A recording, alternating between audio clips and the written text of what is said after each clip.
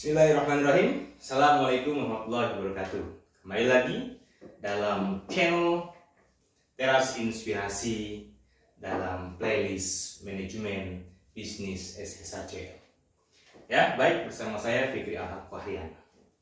Sahabat-sahabat semuanya, hari ini ya kita akan membahas tentang bagaimana menyusun target.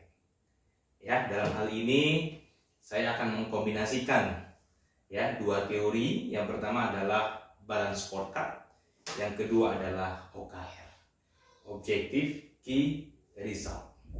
Sahabat-sahabat semuanya, target itu adalah tahapan yang ketiga dalam proses faktor manajemen strategi, di mana kita semua sudah memiliki visi, sudah menyusun misi.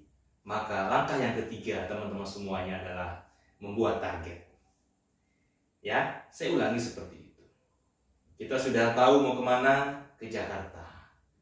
Kita sudah menetapkan ke Jakarta lewat mana? Lewat udara. Maka target adalah apa? Target adalah di Jakarta punya target apa saja. Satu, saya punya target jam 8 pagi menghadiri akad nikah teman saya. Dua, saya punya target di Jakarta saya ingin pergi ke Monas. Tiga, saya punya target ke Jakarta untuk menikmati kuliner khas Jakarta yaitu soto Betawi. 3 target. Itulah target teman-teman semuanya. Ya, sebelum kita bicara apa inovasinya, maka kita harus menentukan target. Ya, yang jelas target harus sejalan dengan visi dan misi. Karena target adalah mengimplementasikan, mendetailkan, mengejawantahkan daripada visi dan misi. Maka target harus sejalan dengan visi dan misi. Sahabat-sahabat semuanya, target itu ada yang target jangka pendek, ada yang target jangka panjang. Ya, target jangka pendek itu biasanya tahunan, sahabat-sahabat semuanya. Ya, misalkan target tahun 2024, misalkan tahun depan. Kalau target jangka panjang biasanya adalah 3 sampai 5 tahun. Nah, hari ini ya, karena zaman sudah begitu tunah, turbulensi, uncertainty, ketidakpastian masa depan, ya, kemudian novelty, selalu ada yang baru setiap saat, lalu ambiguity, gitu ya. Maka perusahaan-perusahaan biasanya hanya bisa membuat target jangka panjang itu paling top 3 tahun, teman-teman semuanya. Ya, paling top 3 tahun. Nah, sulit hari ini terus terang saja bagi perusahaan-perusahaan untuk membuat target 4 tahun, 5 tahun ke depan. Kenapa? Karena dunia sudah begitu tunah tadi. Ya, teman-teman semuanya, target itu sekali lagi ada jangka pendek, ada jangka panjang. Ya, target itu. Nah, sahabat-sahabat semuanya, dalam menyusun target kita menggunakan 2 teori yang di-mixing sekaligus. Yang pertama adalah kita menggunakan target dengan prinsip balance scorecard. Ya, balance scorecard ini sudah dikenalkan oleh Alex Miller sejak tahun 1998 dan sampai hari ini masih relevan. Ya, masih relevan untuk banyak diaplikasikan di perusahaan-perusahaan. Nah, kenapa sih balance scorecard? Jawaban yang pertama adalah karena balance. Balance itu artinya apa? Seimbang. Seimbang itu berarti adanya keseimbangan antara target-target finansial dengan target-target non-finansial. Karena banyak perusahaan yang hanya memiliki target finansial. Yang penting profit, yang penting untung, yang penting penjualan naik, tapi tidak memperhitungkan target-target yang lain. Dia tidak memikirkan bagaimana kepuasan pelanggannya.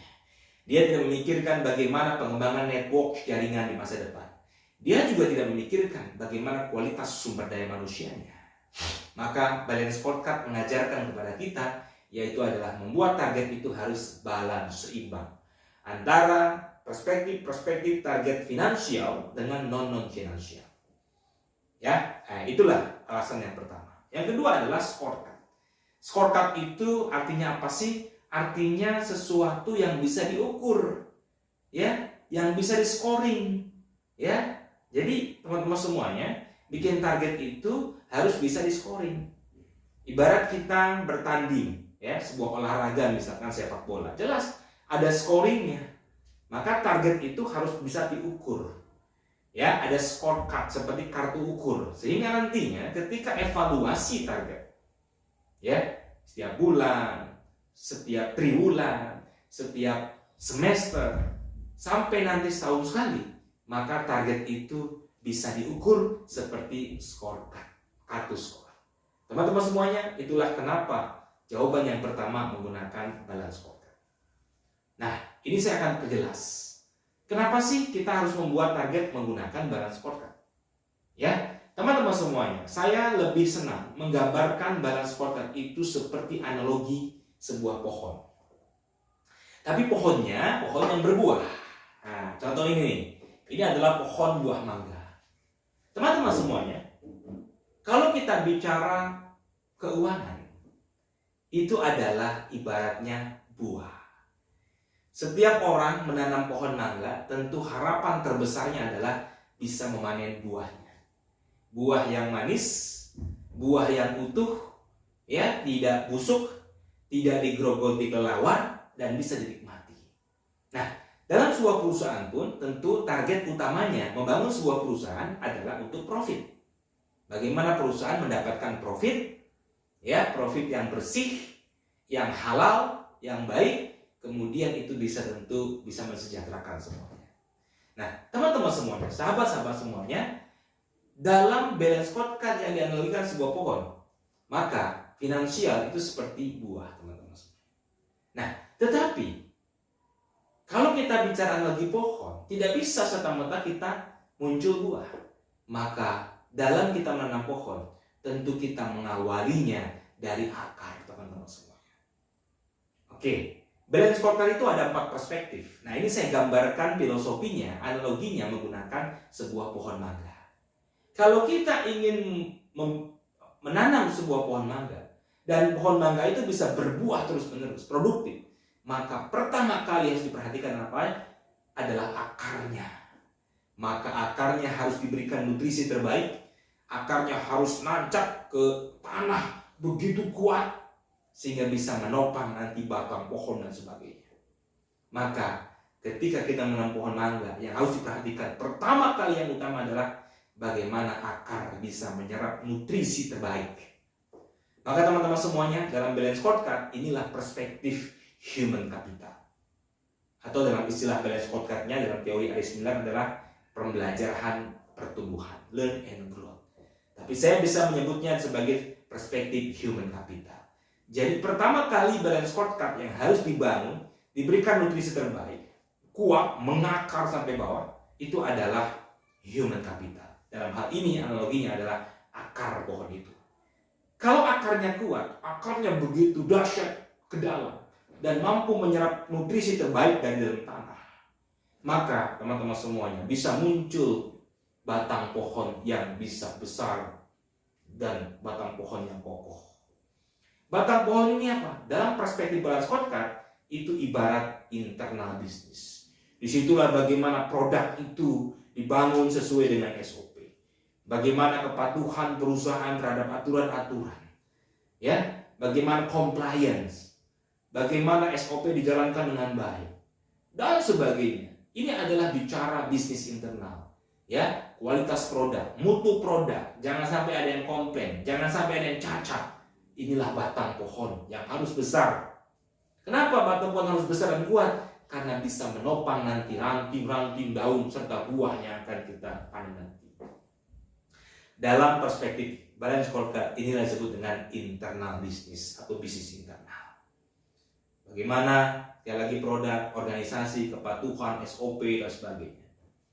Ya, lalu kemudian teman-teman semuanya, tentu kalau akarnya kuat, nutrisinya baik, batangnya kuat, ya, maka setelah itu apa? Maka tumbuhlah ranting-ranting. Semakin banyak ranting, maka semakin banyak peluang munculnya buah. Begitu juga dalam perspektif balance scorecard, maka ranting itu ibarat seperti pelanggan. Maka kita harus perbanyak pelanggan kita, tambah lagi pelanggan kita, tambah lagi pelanggan kita, tambah lagi akun kita. Termasuk apa? Jaringan kita ditambah, network kita ditambah. Ya, sehingga apa yang artinya? Sehingga puas customer kita. Jadi kalau human capitalnya baik, ya kompetensinya baik, attitude-nya baik, kesejahteraannya baik, yakinlah mereka akan melakukan SOP produk dengan baik. Mereka akan bekerja dengan baik, produktif, hati-hati, dan betul-betul taat pada aturan sehingga apa? Produknya bagus. Produknya nggak ada yang cacat. Kalau produknya nggak ada yang cacat, tentu saja pelanggan puas. Kalau pelanggan puas, maka pelanggan akan nambah. Jangankan pelanggan, network pun pada minta jadi mitra. Nah itu teman-teman semua. Maka ketika akar baik, akar nutrisinya baik, menjulang, menembus tanah dengan kuat, maka muncullah batang yang kokoh. Batang yang kokoh tentu akan kuat menopang ranting yang begitu banyak. Ya, daun yang begitu banyak. Nah, itulah analogi balance scorecard. Lalu kemudian dalam ranting-ranting itu muncullah bunga. Ya, di tengah-tengah daun-daun itu muncullah bunga-bunga. Nah, bunga ini apa? Bunga ini sales. Bunga ini penjualan. Bunga ini revenue. Nah, dari bunga kemudian dibuahi, kemudian muncullah bakal buah. Lalu buah itu tumbuh, jadilah buah yang bisa dinikmati. Pertama, apakah semua bunga berhasil jadi buah? Belum tentu. Karena ada bunga yang tidak berhasil menjadi bakal buah. Tidak semua penjualan kita, tidak semua revenue kita itu jadi profit. Kenapa? Ada revenue yang outstanding. Ada revenue yang banyak diskonnya, jadi rugi. Tapi yang kita harapkan adalah bunga yang baik, bunga yang tumbuh, bunga yang sehat. Revenue yang sehat, revenue yang banyak, tidak banyak diskonnya. Lalu dari bunga itu teman-teman semuanya muncullah buah yang kita harapkan. Muncul buah. Dan buah itulah yang betul-betul menjadi harapan kita. Buah itulah profit, buah itulah yang disebut keuntungan bersih, yang halal, yang kita nikmati. Teman-teman semuanya, sekali lagi kesimpulannya apa? Kalau akarnya baik, nutrisinya baik, menancap ke tanah, lalu kemudian muncul batang yang kokoh. Batang yang kokoh kemudian muncul ranting-ranting yang begitu banyak. Banyak ranting, tentu peluang terjadinya bunga itu juga besar. Maka bunga begitu tumbuh di mana-mana. Lalu kemudian kalau nutrisinya baik, batangnya baik, kemudian dijaga pohon itu dari lingkungan-lingkungan luar yang negatif, maka bunga itu akan menjadi buah yang kita harapkan.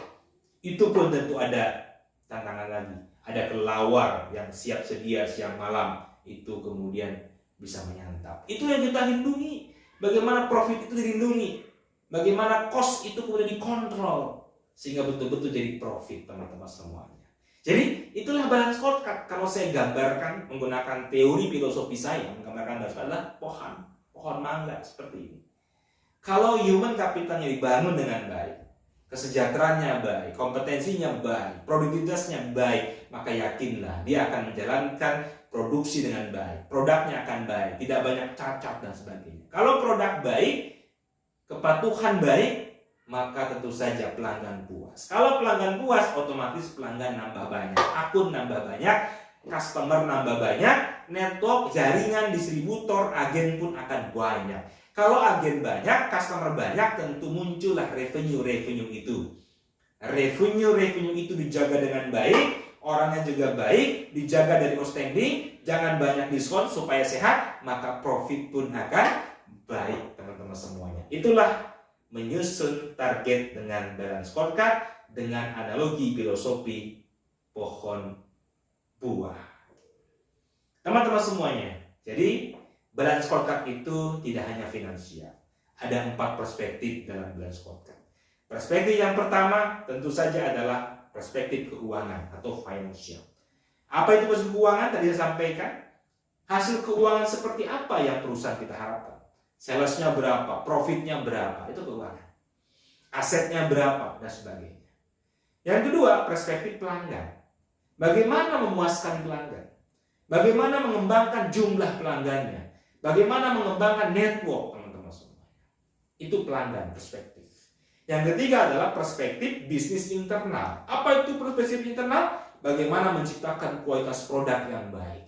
bagaimana ketaatan pada SOP, ketaatan aturan-aturan perusahaan, termasuk juga compliance terhadap aturan pemerintah. Itu adalah bisnis internal, sehingga bisa diciptakan produk dengan mutu yang terbaik. Dan perspektif human capital adalah bagaimana menciptakan human capital, karyawan-karyawan kita, manusia kita yang produktif, yang kompeten, dan sejahtera, teman-teman semua. Tetapi dalam balance scorecard kita harus membangun dari bawah, dari human capital, kemudian bisnis internal, kemudian pelanggan, baru kemudian finansial. Kenapa? Karena itu akan sebab akibat. Baik, itu adalah kenapa kita harus menyusun target menggunakan balance scorecard. Dan apa itu balance scorecard? Jadi perusahaan kita harus membangun target dengan balance scorecard. Harus ada 4 perspektif tadi. Lalu kemudian untuk memudahkan kita menyusun target, sehingga target itu betul-betul bisa jelas, ya, maka kita menggunakan yang namanya teori metodologi OKR.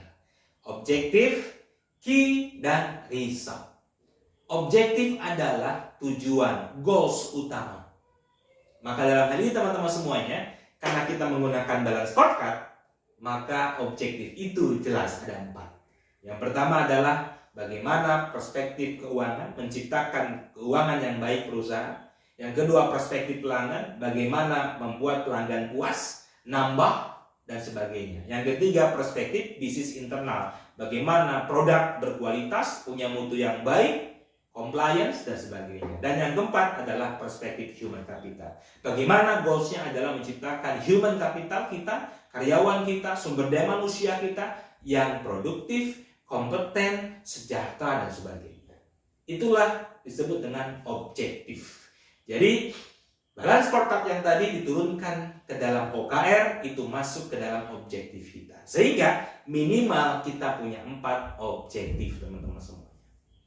Lalu kemudian key. K-nya adalah key. Key adalah apa? Key adalah key performance indicator. Apa indikator-indikator kunci yang bisa menunjukkan bahwa goals yang pertama misalkan. Goals yang pertama adalah perspektif keuangan. Nah, lalu apa key performance indikatornya keuangan kita baik? Ya, kalau objektifnya adalah pelanggan, pelanggan puas, pelanggan banyak, distributor banyak, agen banyak, network banyak, apa key performance indikatornya yang menunjukkan kesuksesan dalam goals pelanggan? Begitu juga perspektif bisnis internal, begitu juga perspektif human capital, teman-teman semuanya.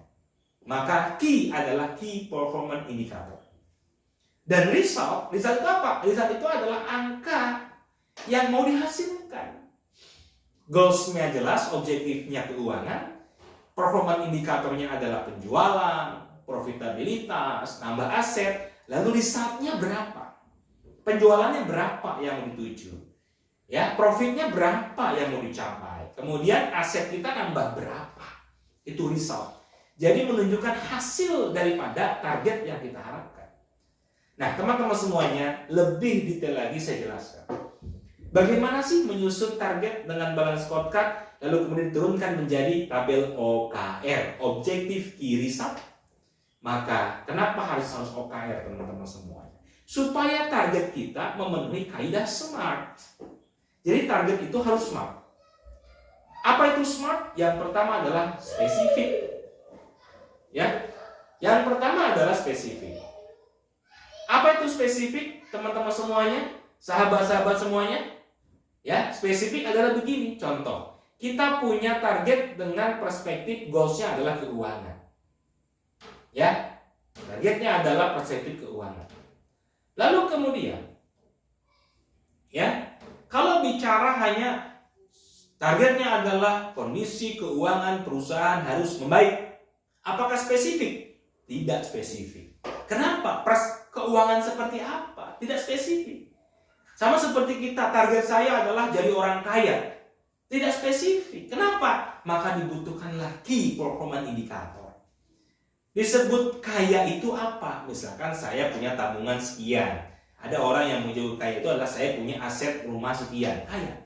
Sama, target finansial goals-nya, objektifnya. Kalau spesifik itu artinya apa?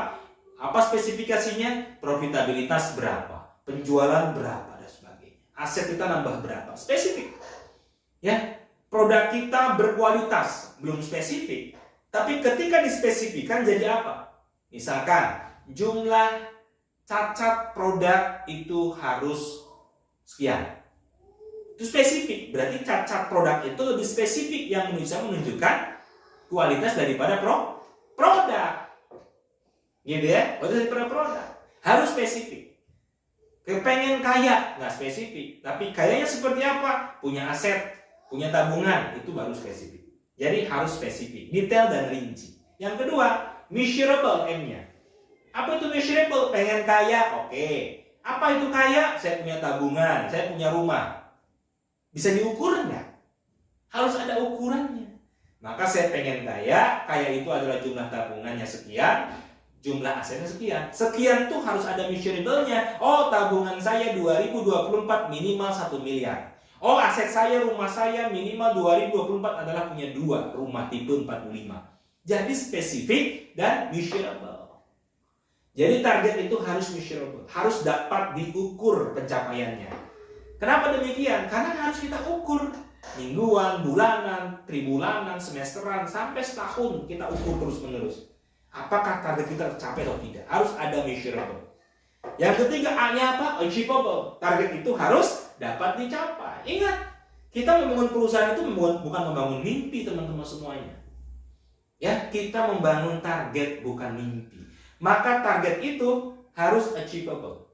Pastikan kita punya riset, pastikan kita punya data, baik kondisi internal, kemampuan perusahaan kita, termasuk di kondisi internal, eksternal, peluang, dan sebagainya. Maka target harus achievable. Target harus dapat dicapai. Jangan bikin target terlalu muluk-muluk. Ya, yang tidak bisa dicapai oleh tim kita. Dan juga sebaliknya, jangan bikin target yang terlalu gampang. Kalau terlalu gampang, kita nggak bisa kerja. Kita nggak usah kerja juga. Ya. Nah, yang keempat, R-nya apa? R-nya adalah reliable. Ya, R-nya adalah reliable. Apa itu reliable? Sesuai dengan kondisi. Ya, sesuai dengan kondisi. Jadi, disinilah kita perlu perusahaan kita punya riset, punya analisis. Bahkan ada perusahaan-perusahaan yang dia harus menyewa konsultan untuk apa? Untuk riset ke depan. Supaya apa? Kalau kita tetapkan target sekian, maka pastikan itu reliable dengan kondisi. Jangan kondisinya sedang inflasi tinggi, daya beli menurun, kita bikin target tinggi. Ya, jangan kondisinya sedang tidak baik, ekonomi Indonesia misalkan tahun politik sehingga berpengaruh terhadap pembelian, maka jangan bikin target tinggi-tinggi. Ya, jadi bikin target itu harus reliable, teman-teman semuanya. Ya, jadi harus sesuai dengan kondisi, baik target keuangan, target dan sebagainya, sesuai dengan kondisi. Kalau harga sedang naik, misalkan ya, kalau kemudian gaji karyawan sedang naik, cost naik semua, jangan bikin target profit yang terlalu tinggi, yang tidak sesuai dengan kondisi. Kondisi sedang PPKM, ya, misalkan PPKM nih, pembatasan gitu ya. Kemudian kita bikin target, bikin jaringan banyak-banyak, nggak bisa. Kalau PPKM berarti nggak bisa bikin jaringan banyak-banyak. Yang bisa memungkinkan adalah jaringan online. Jadi harus sesuai dengan kondisi. Maka perusahaan harus meriset, perusahaan harus kemudian betul-betul melakukan analisis kondisi. Sehingga target harus sesuai dengan kondisi atau reliable. Yang ketiga, teman-teman semua, sahabat-sahabat semuanya, target itu harus timeline. SMART, specific, measurable, achievable, reliable, T-nya adalah timeline. Artinya apa? Target itu harus ada batas waktunya. Target penjualan sekian miliar, tahun berapa? 2024. Jangan hanya 2024. Tapi Januari berapa? Februari berapa? Maret berapa? April berapa? Sampai Desember bulan per bulan itu ada timeline targetnya. Target pembentukan jaringan. Tahun 2024 terdapat jaringan 50 nambahnya. Nggak cukup, harus ada. Januari berapa nambah jaringannya? Februari berapa nambah jaringannya, Maret dan sebagainya. Harus ada timeline. Jadi harus ada waktu yang jelas kapan target itu mau kita capai. Nah, teman-teman semuanya, Itulah kenapa kita harus menggunakan OKR. Ya, supaya apa? Supaya target kita tidak hanya menggunakan balance seimbang antara finansial dengan non finansial, dan kita benar-benar memahami membangun perusahaan itu harus memulai dari target human capital, akar pohonnya. Ya, maka itu akan sebab akibat ke atas.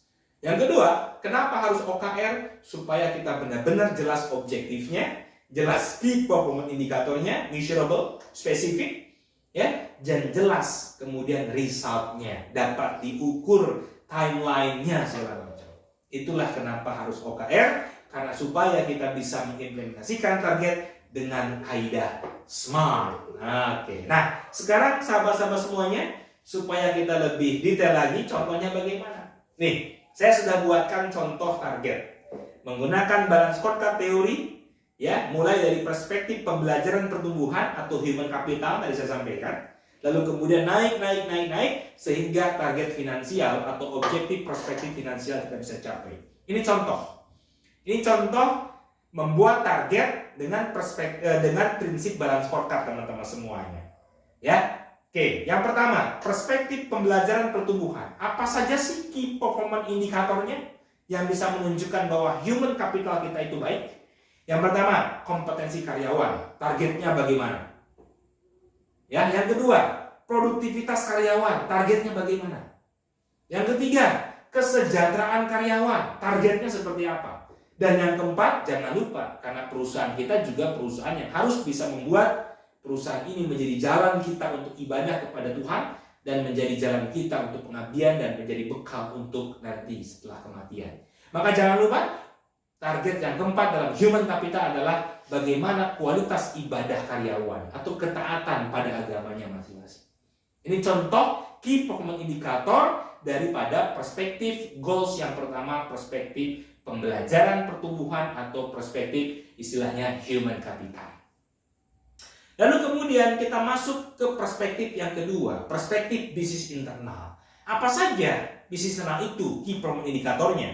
Contoh, berapa banyak produk gagal, berapa persen? Ya, kemudian bagaimana kepatuhan perusahaan pada aturan agama? Jangan sampai kita menjalankan perusahaan itu melanggar aturan agama. Ya. Kemudian yang ketiga, kepatuhan pada SOP. Perusahaan punya SOP, maka bisnis internal juga ditunjukkan dengan key performance indikatornya, ketaatan pada SOP perusahaan. Yang keempat, kepatuhan pada aturan pemerintah. Bagaimana perusahaan ini juga taat dan patuh compliance terhadap aturan pemerintah. Sertifikasi misalkan, ya, tera timbangan misalkan, izin-izin semua harus taat pada pemerintah. Yang kelima apa? Jumlah follower di medsos. Nah, ingat, ini contoh nih hari ini.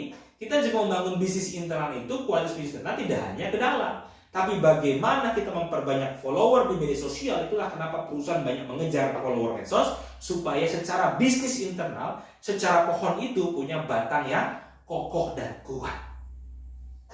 Nah, yang ketiga, perspektif pelanggan, teman-teman semuanya. Apa saja sih contohnya perspektif pelanggan? Contohnya adalah berapa jumlah pelanggan yang Anda targetkan tahun ini. Jumlah pelanggan, bisa pelanggan retail, pelanggan industri, pelanggan corporate, dan sebagainya, akun. Kemudian jumlah mitra, distributor, agen, network. Silakan. Ya, distributor tidak hanya offline. Kita juga mentargetkan online, bisa. Oh, kita punya reseller di toko ini online sekian banyak. Oh, kita punya toko di banyak marketplace misalkan. Kita punya toko di social commerce, ya, di Facebook, di Instagram, di TikTok, dan sebagainya. Jadi jumlah jaringan. Yang ketiga apa lagi? Tingkat kepuasan pelanggan. Diukur. Berapa tingkat kepuasan pelanggan kita? Sehingga itulah perspektif pelanggan yang bisa ditunjukkan dengan key performance indikator. Yang keempat, kita langsung ke perspektif finansial. Apa saja perspektif finansial itu? Contohnya, ya, yang menjadi key performance indikator yang menunjukkan target finansial. Contohnya adalah yang pertama, zakat berapa? Ya, zakat udah pasti 2,5% kalau pengusahanya muslim. Nah, kalau pengusahanya sahabat-sahabat semua yang Kristiani, Hindu, Buddha, dan sebagainya, maka sedekah misalkan. Ya, sedekahnya berapa? Loh, kenapa dimulai dari itu? Karena kalau kita punya target finansial pertama kali target sedekah, otomatis pasti profitnya bagus. Nggak mungkin kita bisa berzakat kalau profitnya nggak bagus. Baru yang kedua adalah berapa target profitnya, berapa persen. Yang ketiga contohnya apa? Berapa sales atau revenue-nya. Atau kita bisa tambahkan juga yang lain-lain perspektifnya, dari perspektif finansial, misalkan penambahan jumlah aset, ya dan sebagainya. Anda bisa ukur dengan macam-macam lah, ROI, ROA, dan segala analisa-analisa rasio-rasio yang bisa menunjukkan kesehatan finansial perusahaan Anda. Silakan. Tapi kalau UMKM misalkan contoh seperti itu sudah cukup. Tapi kalau yang advance, Anda bisa banyak tuh, ya, performance indikator keuangan tadi ya, bagaimana ROA, ROI, kemudian rasio-rasio dan sebagainya. Banyak sekali. Silakan Anda masukkan sebagai key performance indikator dari perspektif keuangan. Nah, bagaimana memasukkan kalau kita sudah paham balance scorecard-nya dari mulai perspektif human capital, perspektif internal bisnis, perspektif pelanggan, dan perspektif keuangan, lalu coba kita masukkan target itu dalam apa? Tabel OKR. Supaya apa? Supaya lebih terinci, jelas, dan sebagainya. Nih, kalau saya masukkan yang tadi ya. Pertama, perspektif human capital, objektifnya, yang sebagai goals-nya. Apa saja key-nya? Kompetensi karyawan ditunjukkan dengan satuan persen. Jadi teman-teman semuanya, key performance indicator itu harus ada satuannya. Kenapa harus ada satuan? Supaya bisa diukur dengan measurable-nya. Contoh, kalau kompetensi karyawan bisa diukur dengan persen. Bisa diukur dengan misalnya nilai A, B, C, D. Bisa dengan angka 1 sampai 10 misalkan. Silakan. Ini contohnya menggunakan persen. Ya. Dan kemudian di sebelah kanan, dalam tabel OKR itu sudah muncul yang namanya result. Ingat tadi, target itu harus smart, harus spesifik, harus measurable. Nih, saya langsung ya, kompetensi karyawan satuannya persen. Berapa result yang diharapkan? 90% kompetensi karyawan, rata-rata. Jadi nanti bisa diukur kompetensi karyawan tahun depan itu berapa persen. Setelah di training macam-macam, oh ternyata targetnya 90%. Produktivitas karyawan. Ini misalkan satuannya nilai skala 1 sampai 10. Berapa result yang diharapkan? Misalkan 8. 8 itu tengah-tengah bagusnya. Ya, 1 sampai 8. 0 sampai 10. Ya, 0 sampai 10 kita targetnya 8 poin. Yang ketiga, kesejahteraan karyawan. Apa satuannya yang bisa ditunjukkan kesejahteraan karyawan? Gajinya berapa? Misalkan tahun depan minimal karyawan saya minimal UMK. Tidak boleh lagi ada yang tidak UMK. Itu adalah menunjukkan performance kesejahteraan karyawan dengan resultnya adalah itu. Kemudian, kualitas ibadah karyawan.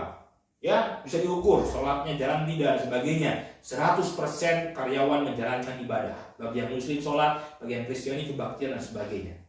Itu adalah key performance indicator dan resultnya dari perspektif keuangan. Contoh, kalau nanti perspektif human capital. Ya, bisa mengukur kesejahteraan, kompetensi, produktivitas, dan sebagainya. Atau Anda bisa bikin lagi, misalkan key performance indikator lainnya, misalkan tingkat kepuasan karyawan berapa persen, tingkat engagement karyawan berapa persen, silakan.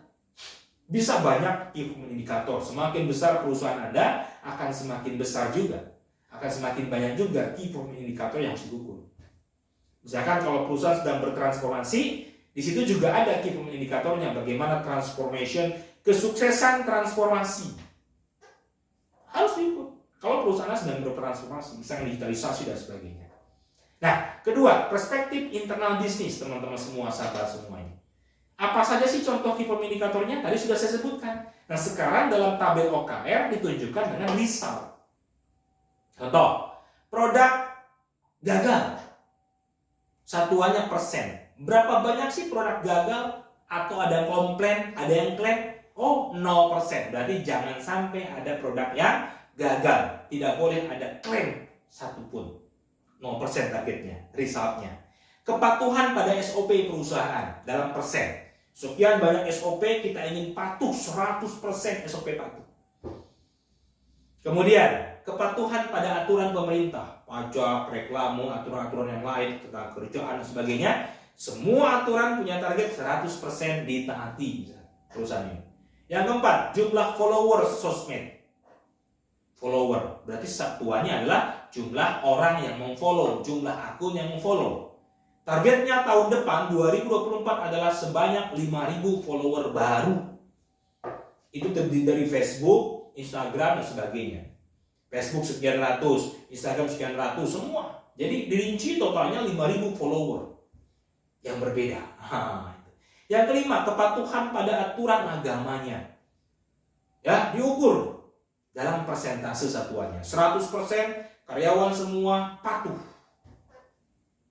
Ya, bukan karyawan, karya ibadah ya ini. 100% pelaksanaan yang namanya pelaksanaan produksi perusahaan berbisnis harus sesuai dengan aturan-aturan agama. Misalkan tidak boleh gratifikasi, kan melanggar agama. Dan sebagainya. Jadi 100% harus taat pada aturan agama. Jadi inilah objektifnya dan key performance indikatornya dan resultnya ditabelkan dalam OKR, teman-teman semuanya. Lalu kemudian contoh lagi, kita lanjutkan dalam perspektif pelanggan, sahabat-sahabat semuanya. Contoh perspektif pelanggan, key performance indikator yang pertama adalah jumlah pelanggan, penambahan pelanggan. Maka satuannya adalah jumlah. Contohnya adalah resultnya yang diharapkan 2024 adalah 50 pelanggan korporat.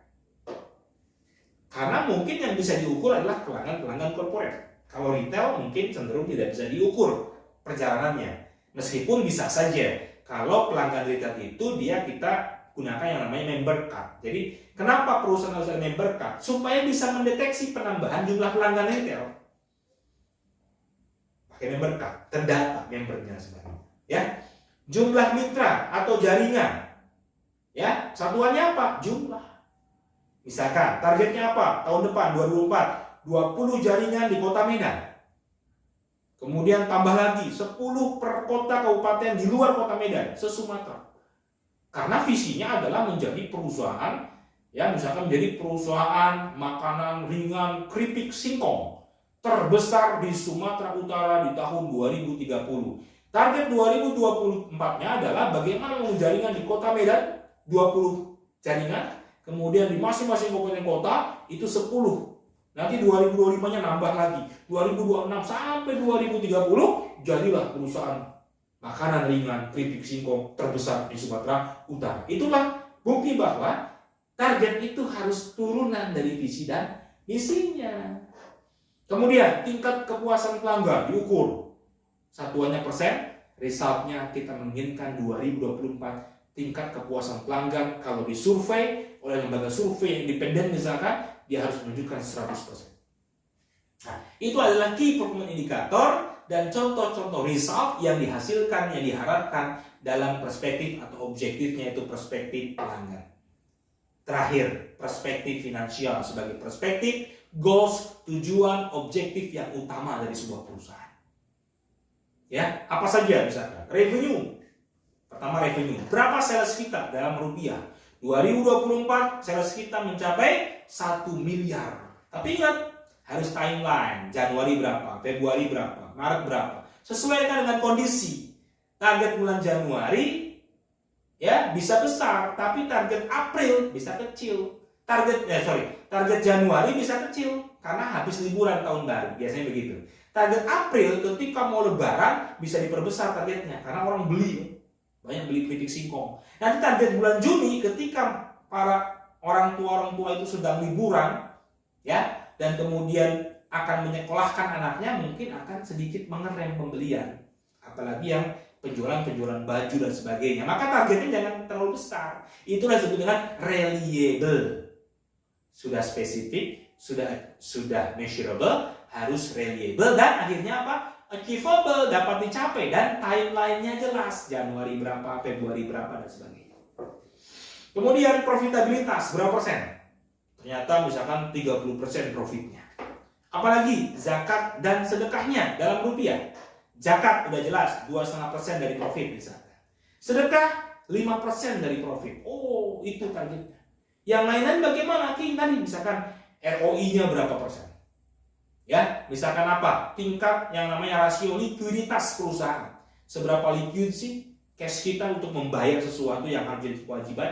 Banyak sekali rasio-rasio keuangan yang bisa menunjukkan tingkat kesehatan perusahaan kita. Tidak hanya ini.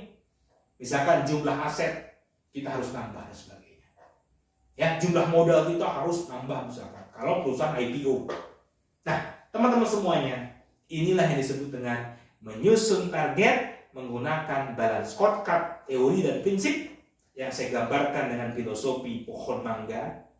Lalu kemudian menyusunnya dengan bantuan tabel OKR, objektif, key, dan result. Supaya apa? Target kita tidak hanya balance, finance dan non-finance. Karena ingat, kalau perusahaan membangun dari mulai human capital, seperti filosofi pohon mangga tadi. Banyak perusahaan hancur, penjualannya tinggi tapi sesaat saja. Kenapa? Dia melupakan target human capital. Dia tidak menjaga bisnis internalnya dan dia tidak menjaga jumlah pelanggan, membangun jaringan dan sebagainya. Akhirnya apa? Tahun ini bisa profit, tahun depan nggak profit lagi. Kenapa? Karena human capitalnya juga tidak produktif. Akhirnya apa? Produknya juga banyak cacat. Akhirnya apa? Pelanggan lari, jaringan putus dan sebagainya.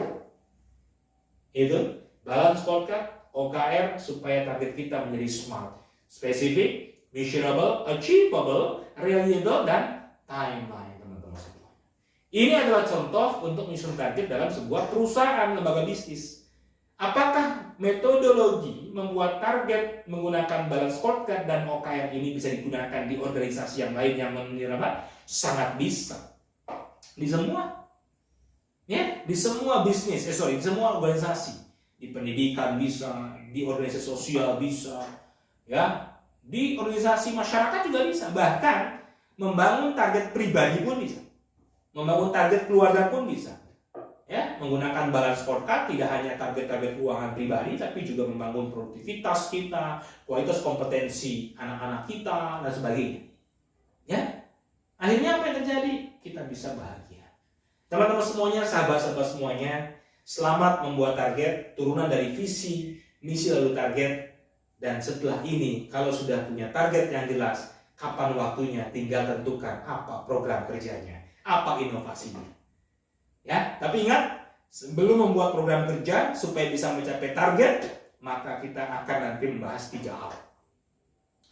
Analisis lingkungan, SWOT, analisis problem solving, dan analisis yang namanya resiko di pertemuan berikutnya.